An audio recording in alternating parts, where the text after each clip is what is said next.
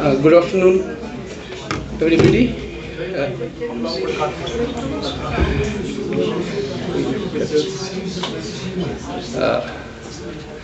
वो बाहर बैठे अच्छी friends all of them. Good afternoon, everybody, and thanks to Sunandaji and KMC for inviting me here to talk on this topic. It's not actually a lecture. I am not meant to be giving a lecture at all, because I am not a scholar in that sense. I'm just an art teacher who has mentored quite a few students from last 18 years. I was actually supposed to speak on something else, but quite nervous here. There are like my teachers are here who have mentored me as a kid. Then there are other people here who have actually nurtured me through this journey. So that's why I told I'll talk about that journey I took, because we in Kashmir very famously call it the 90s generation. I was talking yesterday with Sunandaji's son. He said, "Oh, I was born in 90s." I said, "No, it's not who was born in 90s. It's actually who had hit the puberty in 90, like who was young, like 16, 17 or 18, and who had this pleasure or misfortune of witnessing when they were supposed to play around and be youthful, and there was this rupture in the society there." So I'm mostly going to talk about that. But then I had also written something about the evolution of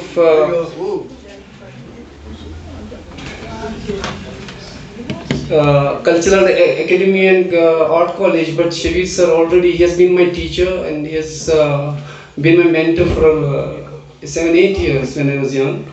So he already covered that area of history. So I'll skip that. So I'll directly jump into the 90s when I joined in 91 actually. After that I had some other misfortunes due to what was happening in Srinagar had affected me personally. When I joined back in 94, I found my teachers, I found it quite interesting, like the way I was taken care of, and the way they protected me, and they had seen something I can survive this turmoil.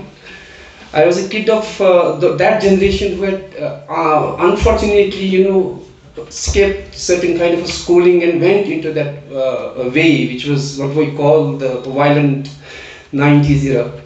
So emerging from that era, the initial era of violence, and then there was this Babri Masjid which was happening, and then here it was very violent in the Srinagar, and I was suggested to go to Baroda to learn, do my graduation there. My parents were not willing, because there were riots all over India, and there was riots here. And me coming from a locality which is in Ranawadi, I was come from a deep alleys of Pandit area, what is known as a Bhat Koja, Gorakuch. So suddenly at one night you find there is nobody left to play with you. So there were a lot of traumatic events which led into my growth. And I still remember in 96 we did first of our art exhibition here, and Mirja ji is the person who purchased my first painting, and that was quite 1600 rupees, I still remember. And I had stolen 300 rupees from my mother's, which was supposed to purchase rice, and she gave me 1600 rupees for the same painting, and I handed it back to my mother. It's still etched in my, and the title of that painting was very interesting, In Search of My Destiny. So I was very young, this was I think perhaps my first oil painting. So that was in Baird College. I think Gadda Sahab had organized that exhibition. Yes, he had. Gadda Sahab was always spoiling us. Organization was behind that. We had a students collective called Contemporary Art Foundation in Kashmir, and all of us were 3-4 people who were behind that, except Mr. Goyal Sahab. He was from a very educated family, and Wasim Mushtaq. The rest of us were all vagabonds, come from first generation educated families. My parents had never gone to school and all that stuff, very romantic. So, but what happened in 90s was like very interesting in a sense, not interesting in a good way, but in many other ways. There was a radical shift that has happened in 90s. One was the liberalization which had hit the Indian economy all over, and the mode of Indian art was also radically changing. And second was what was happening locally here for us, the kind of a culture where I grew as a kid. There was total rupture into that. And it was very difficult for us to make a sense to which direction and to pull ourselves into. And when I look back at my teachers, the kind of influence we had, they were still struggling with the loose modernity of Europe, the Cubist abstraction and post-impressionist landscape formations. That kind of a training had gone into making us. Suja Sultan was there, Mahusa was there, like, all big names. And in between there were some great Indian artists who were filtering into Kashmir and were learning from their demonstrations. But there was something very rapidly changing with the landscape of India there as well. Because the liberal economy had hit the middle class there, and Lalit Kala was also taking a back seat. It was rapidly becoming very redundant kind of a space for artists. And there were these alternate spaces which were emerging out of that chaos.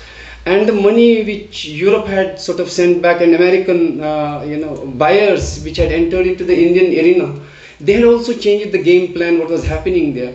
So there was a double pressure for us to look at the new medium at the same time, and to struggle with the end of that kind of a lazy modernity which was prevalent here for 40 years with the advent of Raza and progressive group, which had came vis-a-vis Baroda into Kashmir.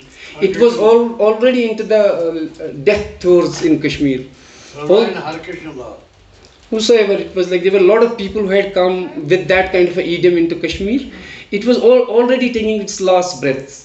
Almost very metaphorical, like the way the old culture was dying itself very rapidly with the rupture that had happened in the society. Now there is this generation who is still trying to look at its roots, but half of it are simply missing there. It was like that sazalong on a one leg, but you had to carry for whole time on a one leg. And it was very difficult. You needed a stamina to deal with that. You needed a psychologically a very strong state of a mind to look into that culture and that history and everything that comes, so on and so forth. And a lot of us were also looking at the, looking through it from anthropomorphic forms vis-a-vis the ethnographic studies. But how was it possible without the half of the society totally missing from that debate? And they were the forerunners. What I have heard from my teachers, they were always like, they would talk in a very flowery language about them. With all their disagreements, it looked always as if they were the part of their body, and that half of a body of that cultural theory was missing. Also the reference point was not there, because they were totally dislocated. Now in this also from last 3-4 days, what hit me, I was thinking about, because most of us were talking about the secular ethos and many other things. What would happen in that absence, which has always hit me, because I hear there's a lot of anger on both sides, and rightly so. And mostly, if you will be very surprising, I saw this most anger in my Hindu brothers, or if I may use the proper term, the Pandit youth, who were very angry when I went to Delhi. I wanted to talk to them, they were really angry, and I could understand that anger. But I was telling them, do you know what happened to me in that absence? And this word started striking back and back, the word absence. What happens in that absence when you are not there? Do you know what happened to those gods and goddesses you left behind? And that history you left behind? Those streets you left behind? Everything that you left behind? Me, whom you left behind? And vis-a-vis when I came back, I had the same question for my peers, that do you know what happened to them? And in that, what kind of a mutation has happened to our creative processes? How do we look at the creative process when we think of Kashmir as a collectively, as a whole, where both Pandits and Muslims have a stake in it, and they claim in these kind of spaces, they become aggressively very nice, if I use the term They become very nice to each other, but then there is the undercurrent, disagreement on question of politics, the question of space, the question of inheritance itself. But then I push back this question to them: do you know what happened to the other? And without that radical other, how is that absence, in that absence, what happens to that radical other? How is that whole possible without that radical other? Although there has been answers by the Levinas has his own take on it, then Hegel talks about the synthesis and all that, causalities and many other things. But the Derrida talks about silence, and one can look into many things. One can borrow certain terms and terminologies from European thinkers, the postmodern and post-truth theories. But then the question should still haunt us, and I feel that haunting is the most beautiful thing that should happen to us in this quest. But there is one word which has always hit me more, is the word called aporia. The more we try to resolve any kind of a paradox, the more paradoxical it becomes.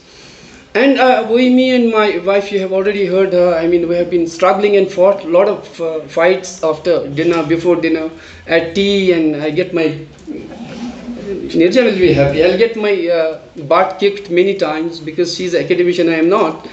I'm a mad artist. So we had this discussion on this word aporia. What will happen to this when this paradox becomes more paradoxical? And then we reached the conclusion that paradoxes are only beautiful things that happen to us, mostly in case of Kashmir, because everything looks unresolved. Everything looks very abstract in that. In that abstraction, most of us, I think, when you look at the mystic whites, we were talking about Samad Mir and others, I think in that abstraction we have found our transcendence.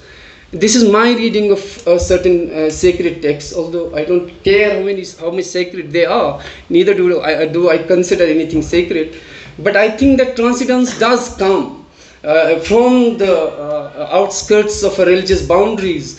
This paradox leads us to that transcendence, where we can relocate ourselves back into the time and space of those ethos, if that happens to be in somewhere in your imagination. So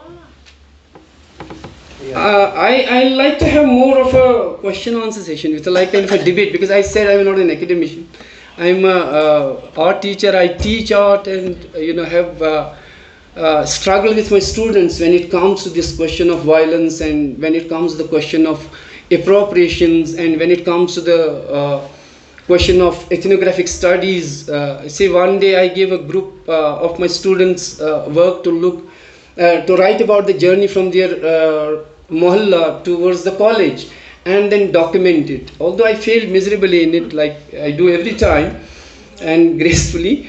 So they had to do an ethnographic study of their own streets, and then half of them couldn't even make sense of it, because there were these cracks in that landscape which will happen at every corner. Say a boy from or a girl from Habakadal will come, and she would struggle with the names, she will struggle with the temples, she will struggle with the corners, and then one has to rethink about what happened to that memory with these young people. And then there was one girl who came from Pathar Masjid, and she didn't know the history of Pathar Masjid itself, how much violent it can be for a young man's or a young girl's or a young student's mind, because Pathar Masjid area has a huge historical impact on Kashmiri history. So this was one way of pushing them back into the question of politics and history, or the question of political in itself in art. So it did had some good results. We have two people working on graphic novel on Kashmir, one from South, one from Konya. They are now in America and with full funded scholarships. And one has already done a Munnu, boy from Kashmir, Sujal Malik. And there are other people who are teaching somewhere in Australia. Many people are around now in world. And I just yesterday got a call from one boy that he has earned the gold medal in America for his graphic, a boy from downtown, and who would have ended up as a we know what. That too from Cow Mahala, if you know it properly.